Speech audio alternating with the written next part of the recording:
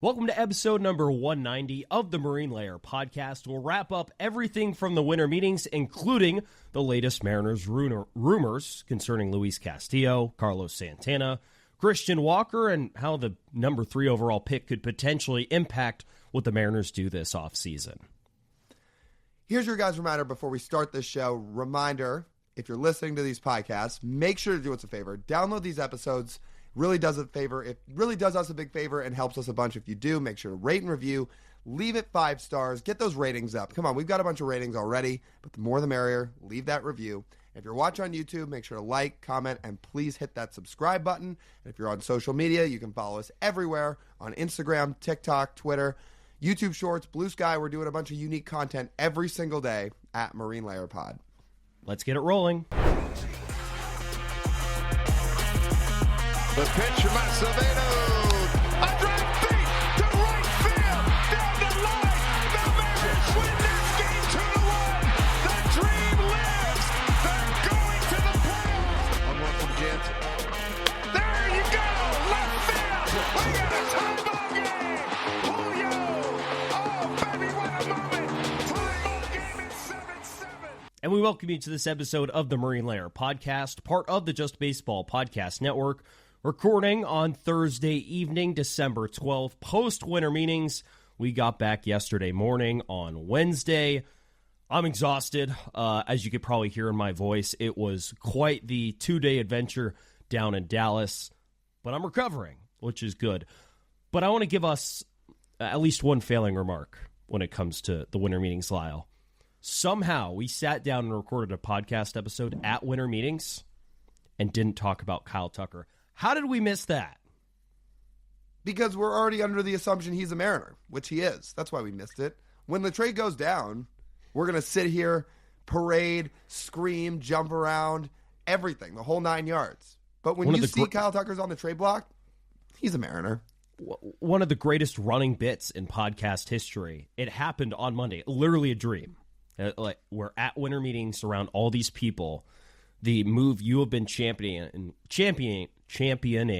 oh, that's tough, all winter and all spring and all summer to happen to these Seattle Mariners, even when he wasn't available, even though he's in the same division as your team, becomes publicly available at the winter meetings. It's crazy how the stars aligned, dog. It is crazy. Why wasn't he there? He should have been at winter meetings. If he was going to be available, he's like, all right, I'm going to go shop myself.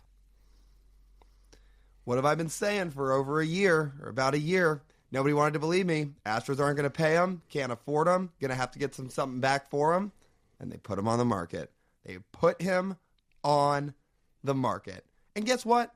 We got 2 more cracks at this thing, because if somehow the Mariners don't trade for him this winter, which, again, he's a Mariner, they'll just sign him next winter.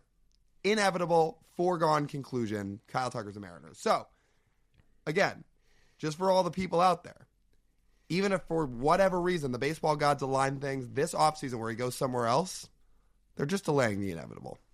Hold on. You said they're going to sign him next offseason. Did I hear you right? They are. Really? Huh. Is the budget going up? For Kyle Tucker, it is. Are you contributing to the budget? Yes. In fact, the Mariners need to start doing what the Braves do, and for every player they sign, 1% of their salary goes to the Seattle Mariners Foundation, and then they can afford to sign more players. AKA Lyle Goldstein's bank account, so you can then turn it around and gain some interest, and then you throw it on as a signing bonus. How about just the fact that the lengths of physical pain I'm willing to go for this man to play in the Pacific Northwest? That should be enough of a sales pitch to the guy. Well, once he gets to Seattle, you should explain to him what you did for him and then get his live reaction. Oh, that'd be great. We are absolutely doing that. When, not if, he's a Mariner. It could be this offseason or next offseason. Pick your poison, baseball gods. So now that we're done with the winter meetings, we can, I would say, wrap it up a little bit before we get into some of the rumors that came out at the end as we were heading back up here to Seattle. What was your biggest takeaway of the number of hours after we left? That Luis Castillo's on the table? Well, yes. I meant from the winter meetings, dog. We have the rumors that already on the docket. So, you said hours after we left. I thought you were asking about rumors. Well, yeah, I mean, it could be anything. So are you asking me about like what my takeaways were from us being at the winter meetings, period? Is that what you're asking? Yes. I just thought it was super cool that the whole baseball world's under the same roof.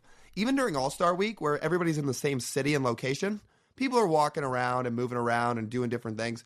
The winter meetings, everybody is in one hotel, and they're all in one spot. You run into all these people, and it's awesome. You get to connect with all these people. You get to have conversations with all these people. We did a little bit of content. Not as much as we do in some other places, because the winter meetings, for the most part, is more, people are walking around and have meetings to get to and are kind of always going in different directions. So there wasn't as much time to stop as many people as we usually would and do all this content. Not that we did none. We've got a vlog coming out. We did a few short form things for social, but just all the connections we got to make and fun baseball conversations we got to have with all these different people, whether it was other media people or other people from the Mariners who we hadn't really gotten to meet from the front office, and not really meaning Jerry and Justin, but just some of the other people that work in the front office, along with some scouts, with some agents, a lot of people, a lot of different people. Oh, we talked to Jorge Polanco when he was there because he was at the meetings. So that was cool. Do I think he's going to end up back in Seattle? No, but as I mentioned time after time on this pod, I think the guy's awesome. He was awesome to the two of us. He was always really cool when we talked to him at the field. So I wish nothing but the best for that guy. And to just see him for a couple minutes was cool because he's working out in Dallas. Obviously, he's having meetings with teams. So he was sitting at one of the tables at the restaurants with a handful of people. We saw him from afar. And once he got up, we talked to him for a minute. And yeah, it was good to see him. So in all, it's me saying we talked to all these different people from all these different walks of baseball life. That was really cool. You explained that pretty well, and I would say anyone who is listening to this podcast and thinks about working in baseball, a great place to start would be the winter meetings. Yeah, I mean, you'll never know who you're going to bump into, and you can even just be, I don't know, kind of an.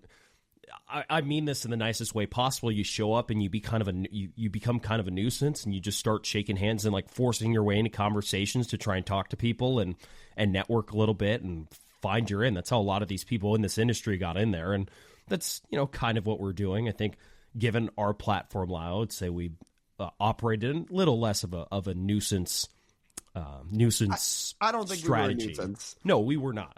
But if you have absolutely nothing, that's how you more of how you would operate. Like, You're like, I'm just trying to get in however many possible. Like, sorry, I don't mean to be rude here, but I just want to introduce myself. Like, that would be the place to do it. Because they're hiring people, there's agents, there's scouts, whatever you're trying to learn or whatever you're trying to get into. I mean, that is the place to do that because there's not many other opportunities where you can, in person, sort of physically force your way in like that. So it's a great opportunity. I'll instead of just repeating everything you said, which is correct, I will note it was kind of a quiet winter meetings, especially from a Mariners perspective. We have plenty of rumors to talk about, but I'll say even league wide. Was expecting more buzz from the start of winter meetings to the end, and we just didn't get it. We had Juan Soto on Sunday night, and then we had a couple of big contracts, and Max Fried especially, churn out, and I had Garrett Crochet get traded after we left. But otherwise, the buzz at this winter meetings was noted by, we were talking to Divish late on Tuesday night about this, and a couple other people. That was just kind of strange how it just didn't feel like anything was happening. I don't know. Maybe, Lyle, it's just the social media age we're in. Everyone is in constant contact no matter what.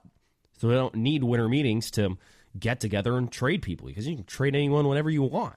And it's just kind of different from what it used to be. But I hope this means they'll just pick it up after winter meetings since they maybe got the parameters of a lot of trades done. It does feel like over the last few years, less and less happens at the meetings. A few years ago, more would go down because everybody's in the same spot. Now it feels like, not that nothing happens, but a little less than what it used to be. Yeah. So let's get into some of these rumors and what was actually floating out there with the Mariners. It's kind of funny because you and I were talking about this before we hit recording, how nothing usually comes out from the Mariners when it comes to what they're thinking about from a trade perspective. These Luis Castillo rumors are probably the most we've ever heard out of Mariners camp about a potential hypothetical trade. It's kind of crazy, isn't it? Yeah, because usually when things leak from the Mariners side, the deal has happened. It just goes down. We get bombed with a passing tweet, and that's that.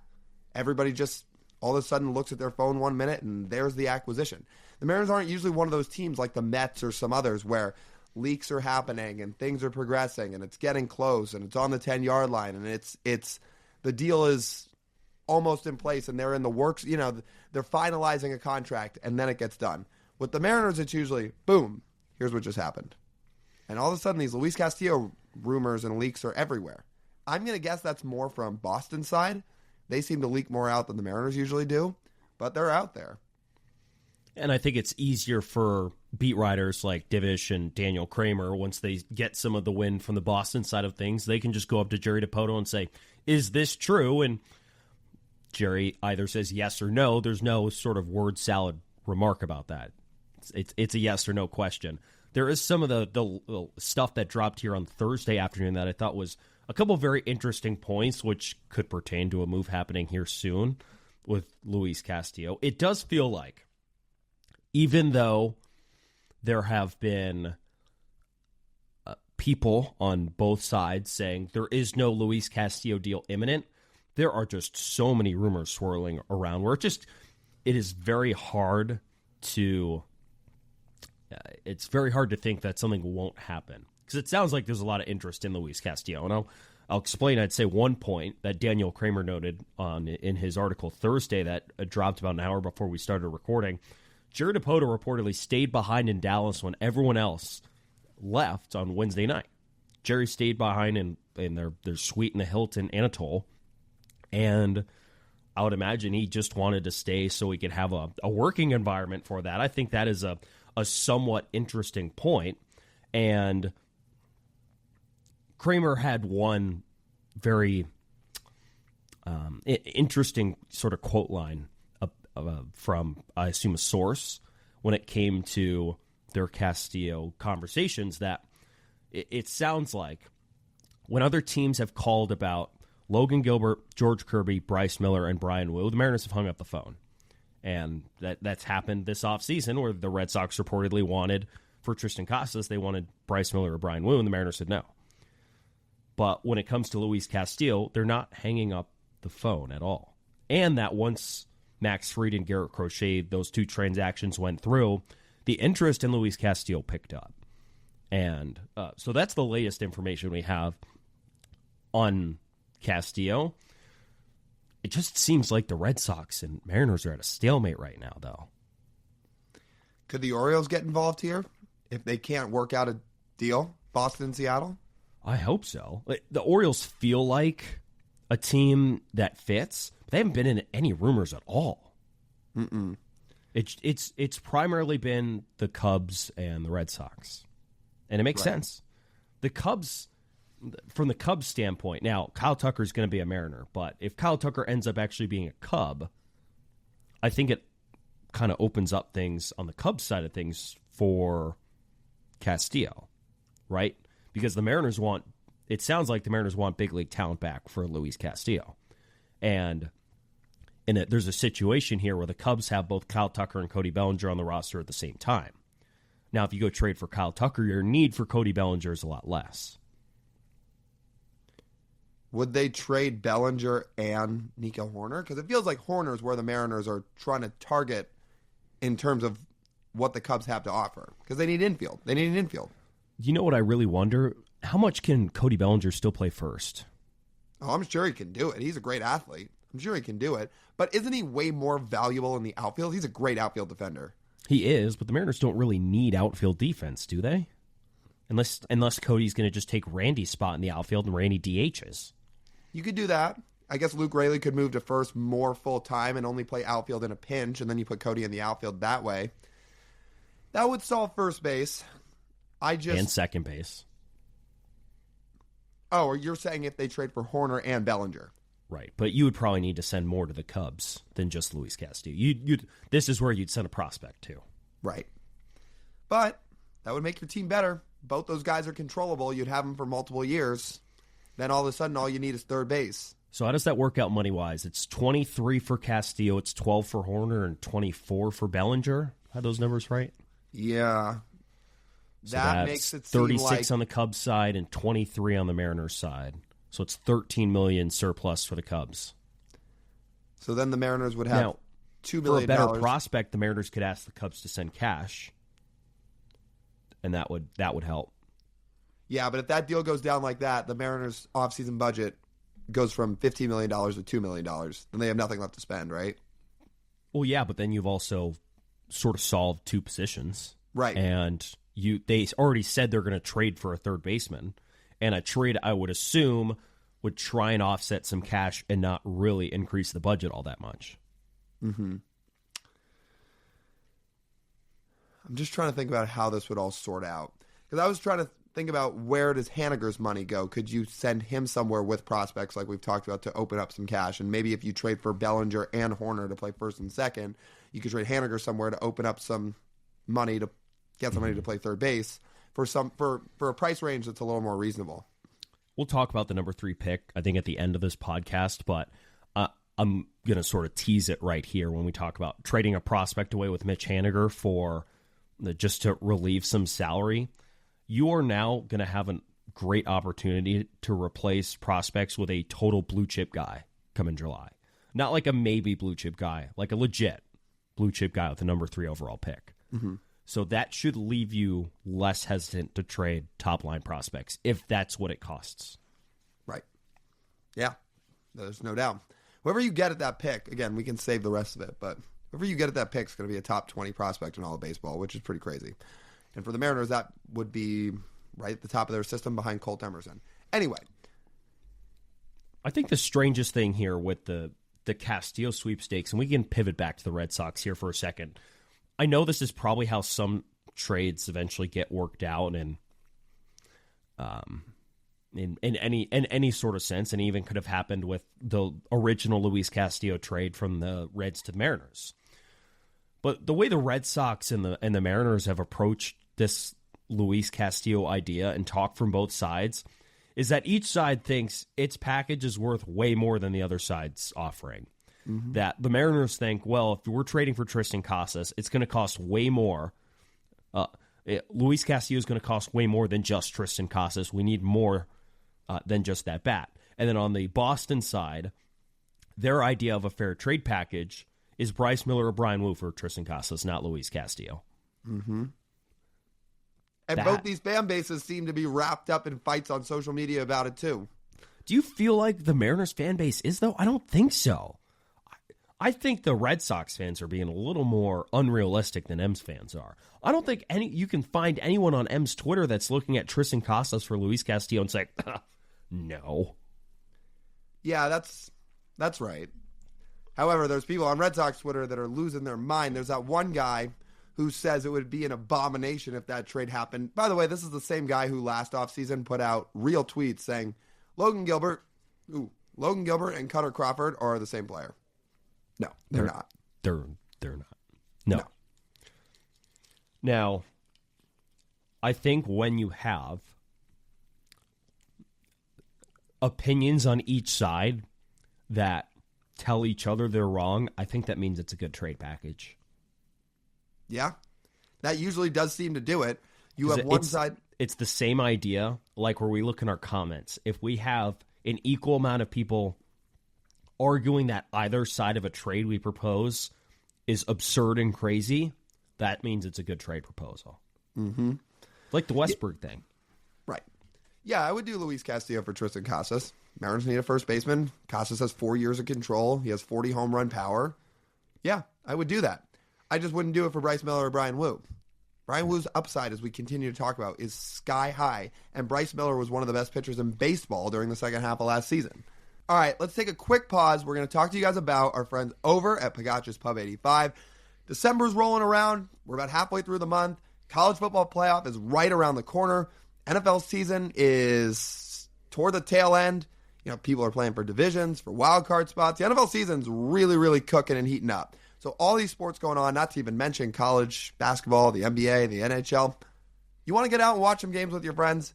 Head over there. It's the best place to do it. There's more than 20 TVs in that place. There's great food. There's games like pool and darts. And if you head over during happy hour, drink specials are as good as you can get. It is $3 and $4 drinks from Monday through Friday, 2 to 6 p.m. Those are the happy hours, long happy hours with awesome drink specials. Again, 2 to 6 p.m. on Monday through Friday with $3 and $4 drinks. All that and a great time with your friends is over at Pagacci's Pub 85 in Kirkland. When it comes to trading Luis Castillo, I think there's also a couple of really big dominoes that still need to fall to sort out the starting pitching market and increase Luis's value, given he's still available and the Mariners are still interested in trading him. Number one is Corbin Burnes, who I think is going to sign soon. Number two is Roki Sasaki.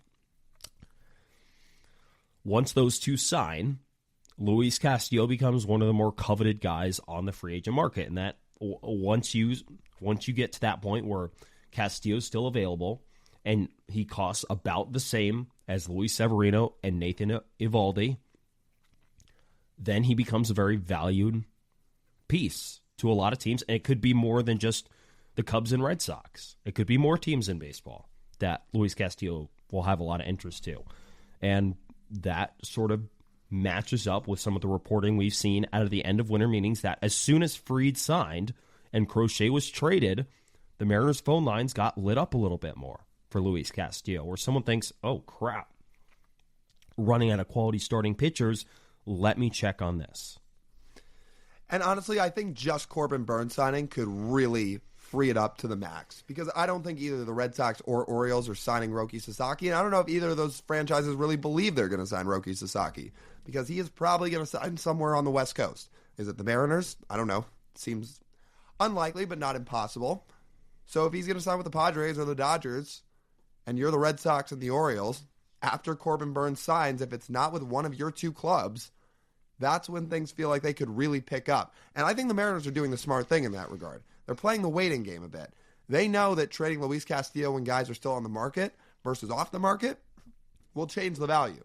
Because if teams really need starting pitching, which Boston very clearly feels like it does, you will get more desperate once those guys are off the board. And they may be willing to part with things that they weren't willing to part with in December that they are in January. Now, the risk you play by waiting, yes, the price may go up for Luis Castillo. And if you get Major League bats back, like Tristan Casas, it'll all be worth it. And something like I'm about to mention won't really matter as much. But if you wait too long, and someone that you're trying to quote-unquote save up for by dumping Luis Castillo's contract off to another team like Christian Walker signs somewhere else, then you're just left empty-handed. You have one less spot in the rotation to fill, and you don't have a first baseman to sign. It sounded like the Mariners checked in on Christian Walker this week. They probably talked to his agent, saw what the bidding price was, and said, what? And obviously, based on the reporting, couldn't afford him. Said the price was too high. So that's why you got to think, like, there needs to be modest urgency, I would say, because the rest of the free agent market is not going to wait for Luis Castillo. Christian Walker is independent of Castillo. Right. Yeah, that part's all true. What do you think the Mariners found out his AAV was? Oh, $20 million? Well, we can't do that. 18. Even if it's 18, they can't afford it. Well, no, they can afford it. They're choosing not to. Right. Yeah. So they tried. Hey, listen, this is where we are in terms of the Mariners offseason. They did at least try to contact him, and they didn't do what they probably did to Juan Soto, and probably didn't even bother calling Scott Boras. Great. Yeah. Fun, right? $15 million is such a joke of a budget. I know, we've beaten this into the ground, but it's a joke. Yeah. And also, as Divish said, circling back to all this Luis Castillo stuff, he's right in the sense that the fact they're being forced to do this because they won't just sign the bats to play first, second, and third is just sad. Like, this rotation is so good. And not that they don't have reinforcements coming in the minors, but when you have this rotation together, the fact they're not doing everything possible to capitalize on it, it's such an eye roll. It's so, as Divish put it, it's so disheartening for fans. How we might put it is, it's pathetic. And they worked so hard to put this rotation together. It took 4 seasons, essentially, to just put this entire rotation together. You added Logan Gilbert first in 2021 as some wide-eyed rookie. Then you did the same thing the year after with George Kirby, and then you added Luis Castillo at the trade deadline, and then you put Bryce and Brian into the rotation in 2023 until they took that next step forward this year to make the rotation what it is. Because of 2023, Bryce and Brian showed up in 2024. We're not having the same argument. We're having a good, not great rotation. But no, 4 years later, they have their best rotation in franchise history, and they very well might only get 1 total year of it because of a self-imposed budget. And that's depressing. Most teams, most franchises don't ever have rotations like this. And having to field calls on a Luis Castillo because you're cheap sucks. Yeah. But what else are we supposed to say? Chris Larson needs to publicly speak. All right, I'm not going to go down that road, but whatever. I don't know what else we can say at this point, right? Other than that. Well, sure, yeah, but we know he's not. Yeah, I'm just saying. Anyway, all right, let's get back on topic. Christian Walker, look, if you want to sign him, there's a couple ways you could do this, and it involves Luis Castillo. It all ties together. To sign Christian Walker, you're going to have to free up money.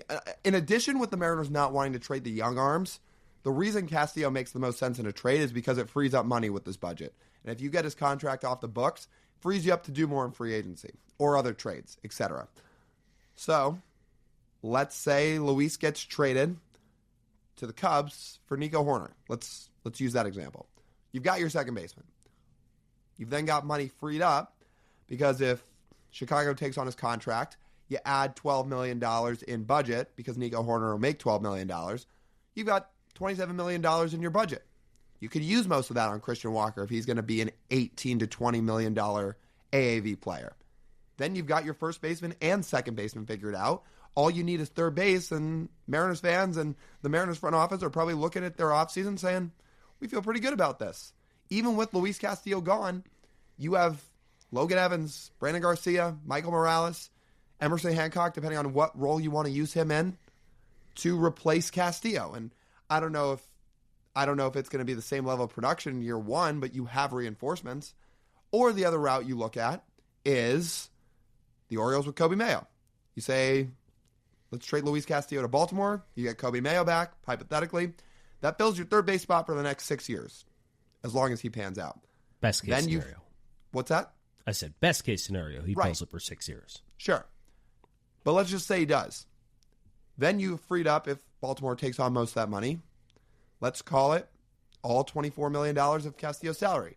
Now you've got more than $36 million. Jeez, I can't do math. You have $41 million to work with 39. Jeez, third time's a charm. Arizona State math. You would have $39 million to work with in your budget. Say Christian Walker costs $18 to $20 million AAV, right? Well, if you sign Christian Walker to play first, he costs $20 million a year. You have $19 million a year left to spend. Why can't you go sign Ha-Seong Kim? Why can't you go sign Gleyber Torres? Then all of a sudden, you're out. Your infield come opening day could be Christian Walker at first, Ha-Seong Kim at second. Well, he's going to be out, but okay. By May, Ha-Seong Kim at second, Christian Walker at first, Kobe Mayo at third. That's a pretty good offseason. So there are ways to make it happen, but this is why the Castillo trade makes the most sense. There are ways. Unfortunately, it's like a 1% chance. Because that would probably require them trading Castillo within the next 2 weeks. If they're proactive. They do this before Christmas. I think for everything the Mariners want to do, they're going to need to trade Castillo before Christmas. Right. I don't know how long Christian Walker is going to take to sign, but I can't imagine he's going to be waiting around till like mid-January to sign. Seems like he's got interest. If his price is already high, that means there are teams interested out there that are probably getting close to that price that are not named the Mariners. Right. But, or let's say the Mariners do trade him. Don't either of those options look pretty good? They do. Who do you think fills that rotation spot if he gets traded? Is it Logan? Is it Emerson? Is it Brandon Garcia?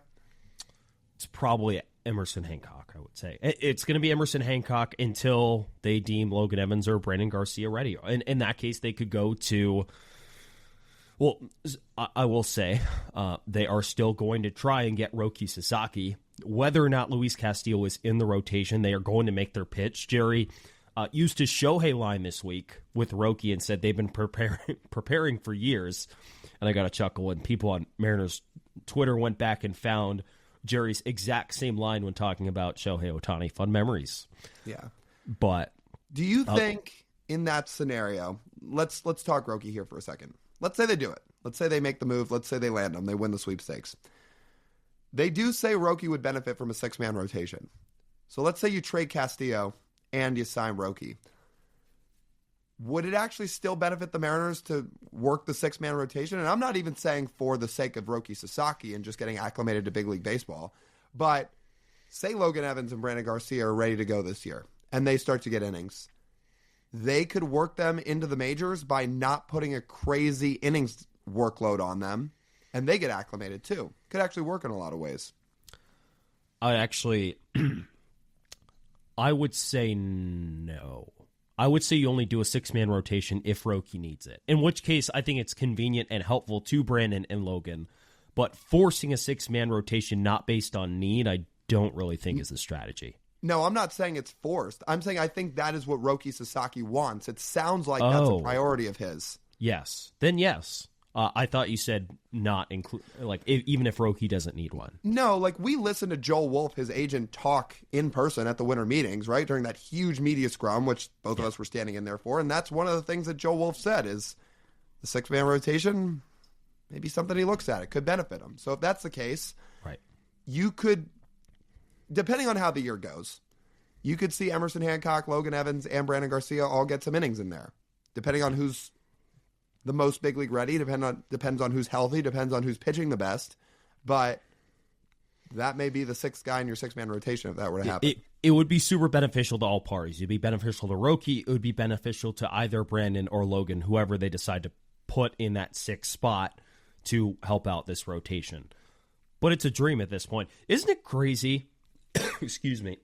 My voice is really trying to recover here from winter meetings. The exhaustion. I think it's the exhaustion just is sort of catching up to me, and I'm trying to get it back. In case you can't tell. Oh, I was going to say I think both of us are going through it. In case you can't tell, I've been made fun of on Brock and Salk all week about my voice. So we're both trying to recover.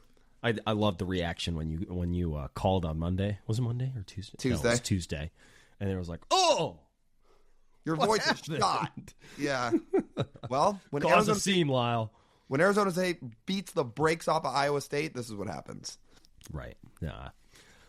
Isn't it crazy that we went through on Wednesday's episode and listed out all of the reasons why Roki Sasaki would fit in Seattle, whether it be the ease of which the Mariners could put a 6-man rotation together, whether it be the ballpark, which is extremely pitcher-friendly, whether it be the soft media environment, whether it be their really good track record of pitching development. And yet now we've had multiple reports come out and say the Mariners' chances are like near 0. Which is interesting because the Mariners themselves sound fairly confident, but other outside sources seem to believe the opposite. I'm just curious, like, why? I would love to get some context on that because, Seattle checks a lot of boxes. I'm not saying they'll be ahead of LA or San Diego, but is it crazy to say they'd be 3rd in terms of the odds-on favorites to land them? It doesn't seem crazy to me that behind the Dodgers and Padres, they could be 3rd. They have all these things that meet Roki's needs, including the ability to run a 6-man rotation potentially. So why is it a 0% chance per some other people? I'd love to get some information on that. Could it just be the organizational reputation? Yeah. Does Roki know all those things? Well, he's going to do his research. Which was interesting. Joel Wolfe talked about that too during his presser at the winter meetings. He said Roki's really smart, tuned in. Apparently in Japan with some of the guys that he was playing with that had experience and time in Major League Baseball, he was asking them about the majors every day, apparently. So, and according to Joe Wolfe, he is tuned in and doing his own research and doing his studying and really putting his time and effort into this thing. Now, when he says that, does that mean he's going to run into all the things that the Mariners have done poorly over the last few years? Maybe. But does it outweigh the things that they've done well, like the pitcher's park and the rotation and the development, etc.? It's a good question. That's what I'd love clarity on. Like, we know the Mariners organizationally, like the people working in the organization are very good at what they do. The marketing, the player development is fantastic. The relationships with agents we know is not good. Ownership we also know is not good. Like, what is Roki weighing here? Yeah, and when we say relationships, I assume the latter two things. When we say relationships with agents, that has nothing to do with like the aforementioned people you said are working in the org. Jerry DePoto's relationships with agents. Correct. Or the people at the yes, correct. Which it is that, and it is ownership. Those are that's what's working against them. So we'll see. Would it just make sense? Like, we don't know this. This is total speculation. Would it make sense in this case that Joel Wolfe is one of those guys? It's tough to know. There's no way of knowing. There is no way of knowing. But if that was actually the case, it would make sense. Like, right. that would literally answer everything. It's like, well, we listed off all the reasons. Oh, but Joel Wolfe hates the Mariners. Right. And if that's the case, then it's dead. Right. So I'd be curious. I hope we do get some clarification. I really hope that someone can clarify, because I think the upside of it, or at least the reasons, make a lot of sense. So it's unfortunate when you list all those things out and still someone says, yeah, it's not happening. It's like, well, of course, all the reasoning makes sense. Roki Sasaki's ceiling is the best pitcher in baseball. The dude has 2 80-grade pitches, and he's going to cost no money. No, I meant from the Mariners side. Well, yes. Don't they want all those things? I would think so. But you're saying Roki's potential interest in Seattle, not the Mariners' interest in Roki. Right. These are all the things you want. These are all the things that we have. Right. So why would it be an instant no? They do have a sales pitch. They absolutely have a sales pitch. Will he listen? Will he give them a chance? Will he visit the city? Because I'm assuming when he gets down to his final 3 to 5 teams, somewhere in that range, I'm going to guess he's going to do some visits. Shohei didn't, but I would guess Roki will. And if he does, I wonder if Seattle gets a chance to show him the city. So who's going to do a Roki Sasaki watch at SeaTac? Oh, somebody on Mariners Twitter is going to find it. Or we could do a Marine Lair podcast hangout in the SeaTac Alaska Airlines terminal. I was about to say, or even just at T-Mobile Park. Remember last year when the Shohei 1 for 65 report came out, paired with the team store announcing it was closing on that December 8th or 9th.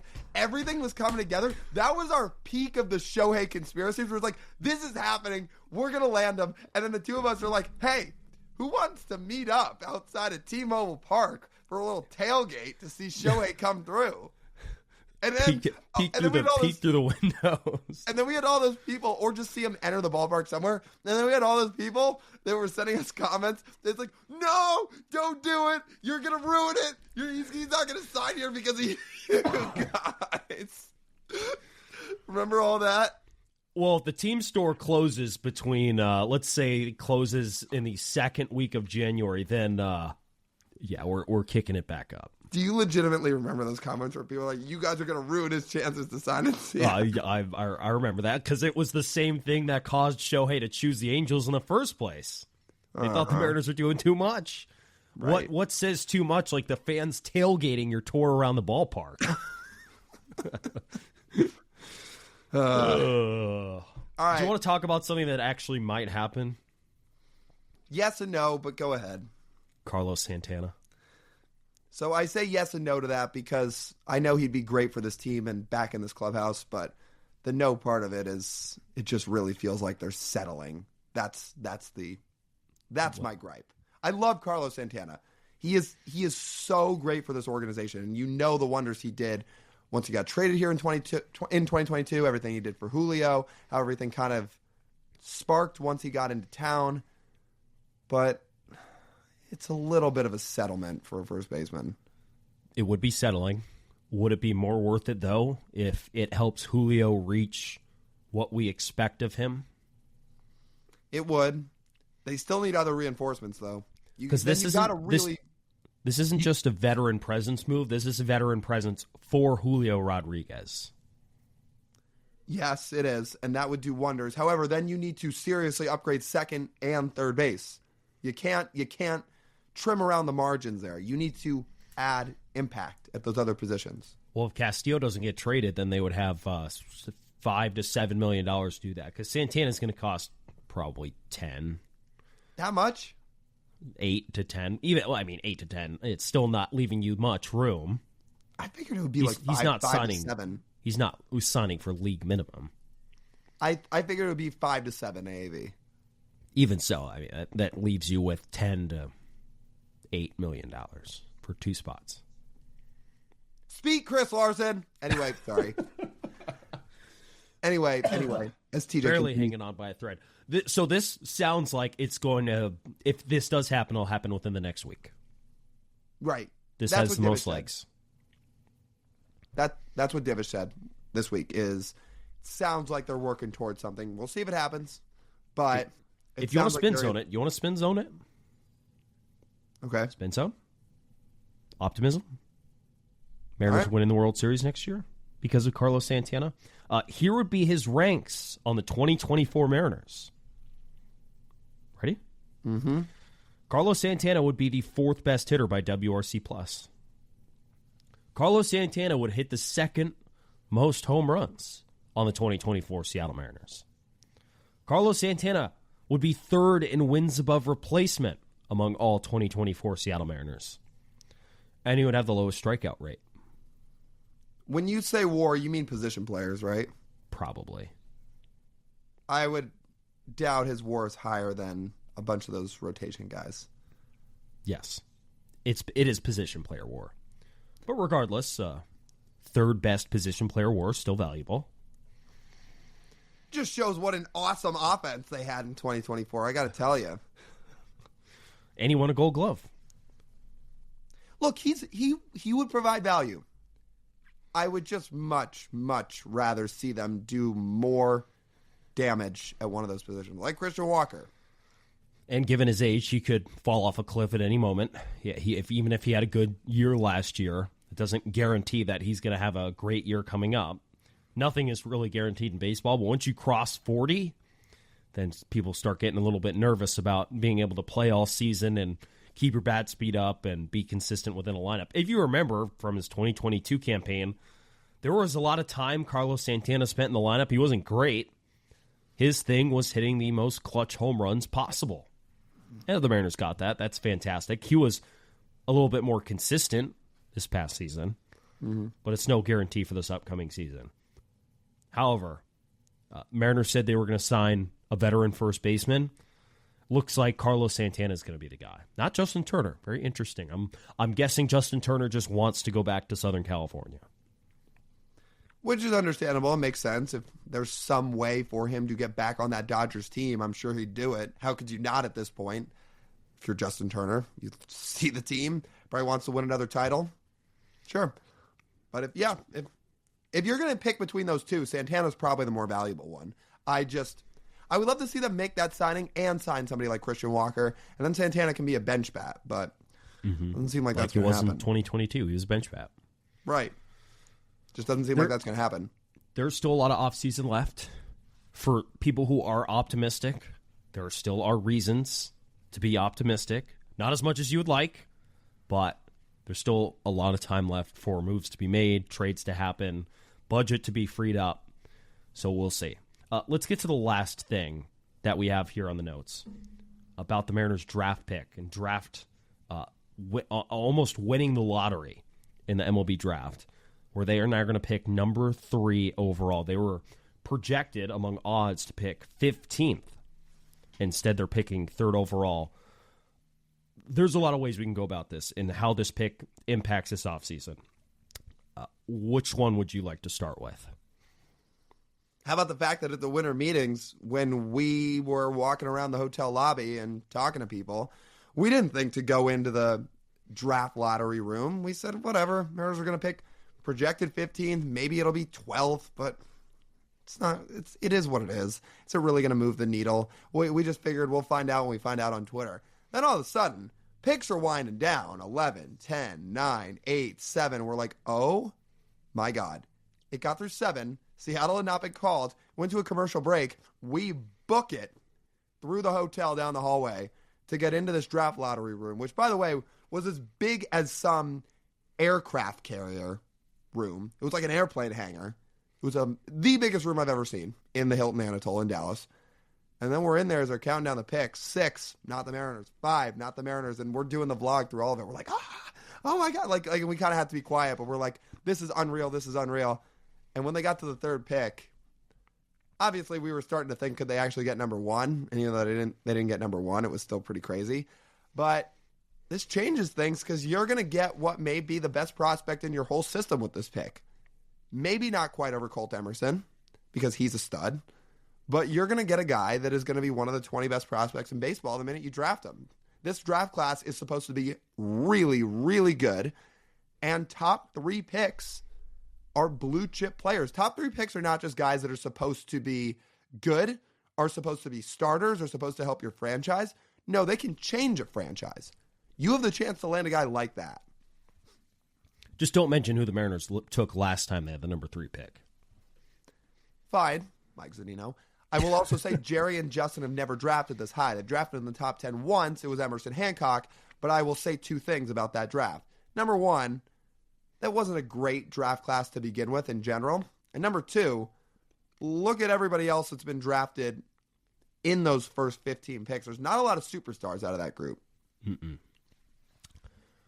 In the way it changes things, as we mentioned earlier, I think because of the draft position and the potential player you could get at number 3, and by the way, they also got the 30th pick this week as a compensation pick, so they're going to pick, number 30. So they pick up, in total, in terms of signing bonus money, about $6 million to spend in their draft pool based on those picks. They could go slot, they could go under, they could go over, however they decide to spend it. But what that does is that you have now the ability to add one definite blue chip prospect and one guy who you feel confident will be a blue chip prospect, but might need a little bit more work at the end of the first round. What it does is that it will allow you to replenish your system a little bit quicker with either a higher upside guy or like the best high school prospect right out of the draft. Or another way I thought about this. So actually, let's go through 2 different versions of this, just sort of hypothetical. Actually, let's do 3 different versions of this. Here's number 1, and what I've seen sort of thrown out there based on how the Mariners have operated draft-wise, is the Mariners could go under slot at 3 and spread all that money out throughout, say, their first 4 picks, so they get 4 really good players instead of 1 great player and 3 good players. Because when you save money that high, you can spread that extra $500,000 to $1 million at different picks and sign someone like Ryan Sloan in the 2nd round, who we talked to on Wednesday. If you haven't heard that interview, go check it out. But the Mariners don't sign Ryan Sloan unless they commit way more bonus pool money than his slot value is. So they could do that and aggregate more. Number 2, they could just grab, if Jace Laviolette is available. Did I pronounce that right? Yeah. Close. Yeah. There we go. Is available at number 3, and he might be the number 3 prospect. Right now, I think he's projected number 1, but that's preseason. They still got to play an entire college season, and things could change. So you trade an outfielder in your system, and you instantly replace him with someone with a higher upside. And you're like, oh, that's pretty cool. So it makes you feel less bad about that. And then here's a last version of this before I let you respond, is where you trade one of your starters, has been floated out there this offseason. And the Mariners right now are, as projected number 3, the mock drafts out there have projected the Mariners take Jamie Arnold out of Florida State, a left-handed pitcher with a ton of upside. Now, a pitcher at number 3, you expect that guy to be in the big leagues within a year and in your starting rotation and dominating. So if you draft Jamie Arnold, he could have more upside than the guy you're trading away already. And that says a lot based on what you already have in your rotation. So the pick really allows you a lot of options of what you can even consider in this offseason. Let's clarify. Jamie Arnold's a left-handed pitcher out of Florida State. So if he was a high school arm, he would not be in the big leagues within a year. Because he is pitching in college and he will be a college arm, yes, that expectation is reasonable, that he could get to the big leagues very, very fast. So that is a possibility. To the first option about going under slot at 3, let me just respond to that. No, you're not doing that. I know there's strategy behind it. You don't ever get to pick that high. You were just gifted this hand-wrapped lottery present. Use it. Don't go under slot at 3. Pick the star and then get good players later. And yes, if Jace Laviolette is there, you take him without hesitation, as long as he has a good year again at A&M. Opens up a lot of options. It is as good of an outcome as you could have possibly had, sans the number 1 or number 2 overall picks in the draft lottery. And I think it's funny because I think the lottery is kind of stupid sometimes. It's too random, and some teams that stink don't actually get to pick where they should to get their team better. But for the Mariners' sake, after missing the playoffs by a game, works out just okay. I would also say it incentivizes teams to not tank. That's what the lottery does. The A's don't the A's don't get to just pick number 1 every year. Neither do the White Sox. So you don't just get to benefit that. Well, teams tank anyway. Just saying. You don't get the number 1 pick as a result. You don't get rewarded for losing. I don't think the MLB draft lottery has disincentivized teams from not sucking. No, but less than it would.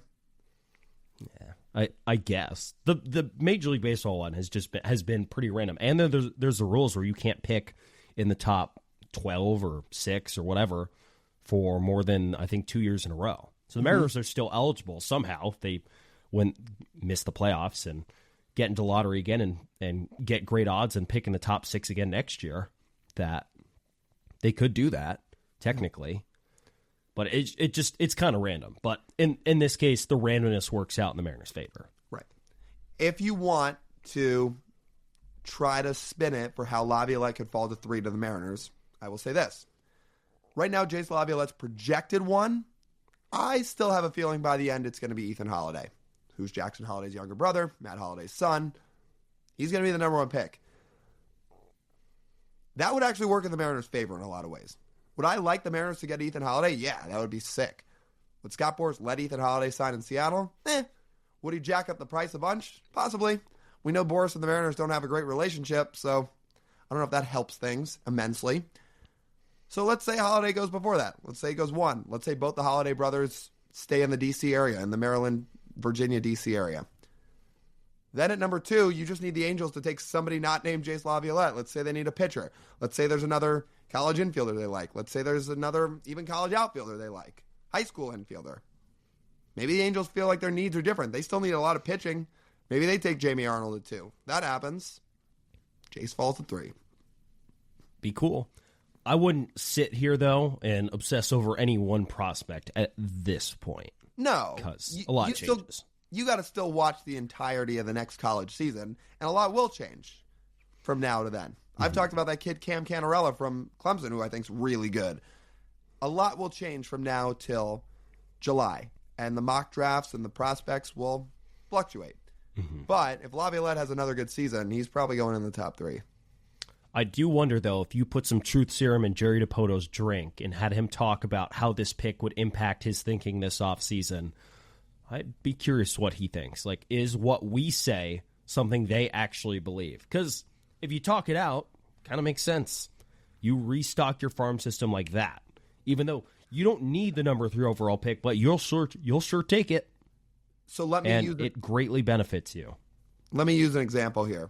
Let's circle back to the Castillo trade with the Red Sox, right? The Red Sox want pitching. Instead of it being Castillo and a prospect, or a hitting prospect, just to the example of Jamie Arnold. Could you trade Castillo and Jurangelo Senja and then make up for that by taking Jamie Arnold at 3? Possible. If that's what the price would be for Tristan Casas, yeah. Because that's what it sounds like the Red Sox want. Right. And they don't have a bunch of stud pitching prospects either. So the idea of you could get an established big league starter and a high upside pitching prospect, and then the Mariners could make up for that by taking Jamie Arnold at 3 or some pitcher. Right, and that replaces Jurangelo right away. Right. And it not only replaces him, you get someone who might be further along at that point, Right. depending on his development. We're not sure because Tarantula hasn't thrown a pitch as a Seattle Mariner yet. Right. But it gives you options. Right.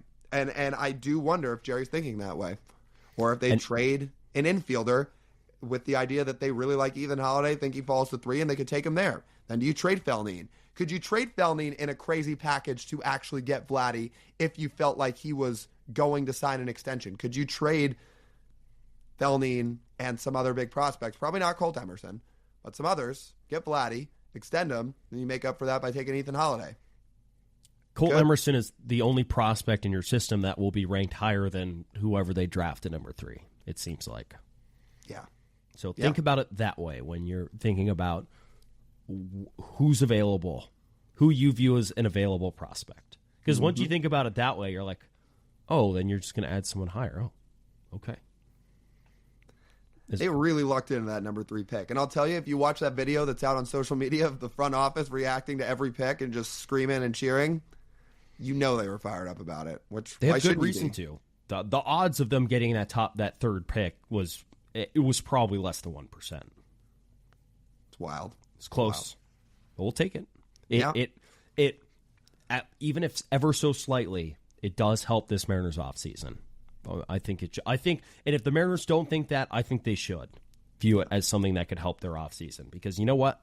Right now, you need to focus on the major league talent acquisition, and then worry about the prospects in your system once the draft comes around, because you will have some way to replenish the top end talent you might lose this offseason.